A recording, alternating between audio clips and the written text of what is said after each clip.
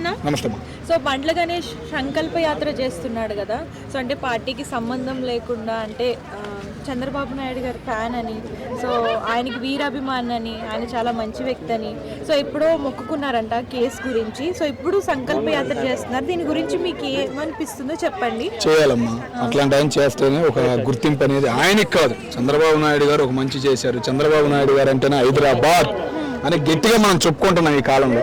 అట్లాంటి ఈ కాలంలో చంద్రబాబు నాయుడు గారిని మళ్ళీ మర్చిపోయే ఈ ముందు తరాలకి చంద్రబాబు నాయుడు గారి గురించి చెప్పుకోవాల్సిన పరిస్థితులు, సిచ్యువేషన్లు కనపడుతున్నాయి. ఇయే ఇంకొక 5 ఏళ్ళు ముందు ఉన్నట్టయితే బాగుండేదని ఆంధ్రాకి కూడా చాలా హ్యాపీగా ఉన్నాం. అంటే పార్టీకి సంబంధం లేకుండా ఇట్లా చేస్తున్నారు కదా, దీని గురించి మీరు ఏమంటారు? కొంతమంది భిన్నాభిప్రాయాలు వ్యక్తం చేస్తున్నారు, కొంతమంది సపోర్ట్ చేస్తున్నారు, కొంతమంది వ్యతిరేకంగా మాట్లాడుతున్నారు. ఆయన ఇప్పుడు పార్టీల గురించి చేయట్లేదమ్మా, ముఖ్యంగా టీడీపీ గురించి కూడా ఆయన చేయట్లేదు. ఒక మాట చెబుతున్నాను, ఎందుకంటే కుల రాజకీయాలు చేసే ఈ మన ముఖ్యంగా ఏపీలో కుల రాజకీయాలకే ఒక ఫుల్ స్టాప్ పెట్టి అమరావతి రాజధాని ఒక్కటే ఉదాహరణ అమ్మా. చదువుకున్న వాళ్ళకి జ్ఞానం లేకుండా పోయింది. చదువు లేని వాడు ముందుకు వచ్చి భూమి ఇచ్చాడు చూసావా, అది చంద్రబాబు నాయుడు అంటే. అన్నా పవన్ కళ్యాణ్ ఫ్యాను అని కాదన్న, చంద్రబాబు నాయుడు గారి గుర్తింపు ఉంది. ఎందుకంటే చంద్రబాబు నాయుడు గారి వల్ల బల్ల గణేష్ అనే ఆయన కూడా రియల్ ఎస్టేట్ వ్యాపారంలో ఒక పెద్ద మేధావి అయ్యాడు. ఒక హైదరాబాద్లో ఒక పట్టు సాధించాడు, ఒక గుర్తింపు అనేది తెచ్చుకున్నాడు అన్న. బల్ల గణేష్ అనే ఆయన ఒక గుర్తింపుకి ఉదాహరణ. నేను నా దేవుడిని పూజిస్తాం, దేవుడి కోసం మాలేస్తాం, దేవుడి కోసం కొండలకు వెళ్తాం. అట్లాంటి ఒక యాత్ర ఆయన వల్ల నేను ఉపయోగం పొందాను, నేనే కాదు ఇంకా 100 మంది ఉపయోగం పొందారు అని ధైర్యంగా ముందుకు వచ్చి చెబుతున్నాడంటే నాయుడు గారికి నిజంగా సెల్యూట్. అంటే కూటమి అధికారంలో లేనప్పుడు చేస్తే యూజ్ ఉండేదేమో, ఇప్పుడు చేసి ఏం యూజ్ అని చాలా మంది అంటున్నారు. కూటమిలో అధికారంలో ఉన్న యూజ్ ఆ యూజులు కాదన్నా. ఒక రోజు నేను చేశాను రా అబ్బాయి అని గర్వంగా చెప్పుకోవడానికి ఒక ఉంది, ఆయనకి అవకాశం వచ్చింది, ఇప్పుడు ఉపయోగించుకుంటున్నాడు అంతే. ఉన్నప్పుడు కాదు, లేనప్పుడు కాదు. నేను ఒకప్పుడు ఇది చేసా అని గర్వంగా చెప్పుకొని సిచ్యువేషన్ అది సిచ్యువేషన్ అది మరి చేసుకోవాలి మంచిగా సొసైటీకి. వచ్చి 2 ఏళ్ళు అవుతుంది, మరి ఇప్పుడు చేయడం ఏంటి? ఏం చేస్తారు? ఫస్ట్ చేయొచ్చు కదా. ఫస్ట్ ఆయనకి టైం దొరకలేదేమోనన్నా. ఆయన మూమెంట్ ఇప్పుడు వచ్చింది, కలిసి వచ్చింది. నా మొక్కు నాకు ఉందిరా బాబు, నేను మొక్కు తీర్చుకుంటున్నా, దీన్ని కూడా రాజకీయం చేయాలంటే అంటారు బాబు నువ్వు అనే లెక్కన మాట్లాడుతున్నాడు ఆయన. బాగా మాట్లాడతాడు. ఇప్పుడు ఆయన్ని కదిలిచ్చినా కూడా వేస్ట్.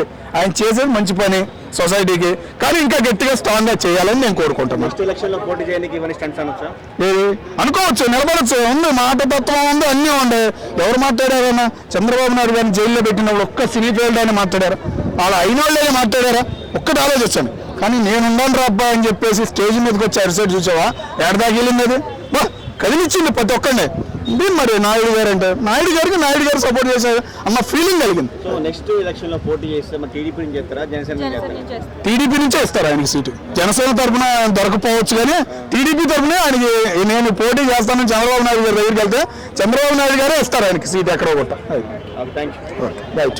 సార్ నిన్న చూసుకున్నట్టయితే పేర్నేని నాని గారు ప్రెస్ మీట్ పెట్టారు. ఏమని చెప్పారంటే మన వైసీపీకి గుడ్ బై చెప్పేస్తా, నేను నా వైసీపీ కార్యకర్తలే నన్ను గుర్తించకపోతే నేను వైసీపీ నుండి గుడ్ బై చెప్పేస్తా.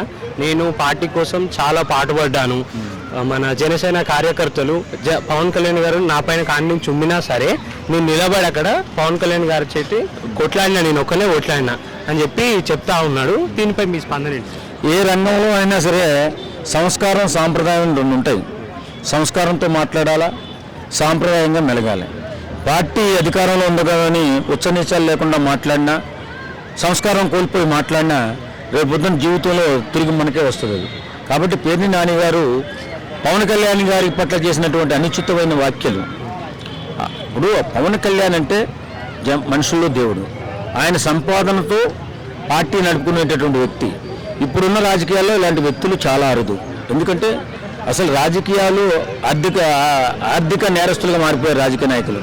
అలాంటి తరుణంలో ఒక అద్భుతమైన పర్సనాలిటీ రాజకీయాల్లోకి వస్తుంటే, అద్భుతమైన జీవితాన్ని వదిలిపెట్టి వస్తుంటే రాజకీయాల్లో ఉండకూడదని కుయ్యెత్తులు పన్ని నిష్కారణంగా ఇష్టానుసారంగా మాట్లాడుతూ పవన్ కళ్యాణ్ రాజకీయాలకు పనికిరాడని ముందు ప్రచారం చేశారు. తర్వాతమో అది ప్యాకేజ్ ఇస్తారని చెప్పి ప్రచారం చేశారు. అప్పటికే లొంగపోతే బిడ్డ మన 3 పెళ్లిళ్ళని ప్రచారం చేశారు.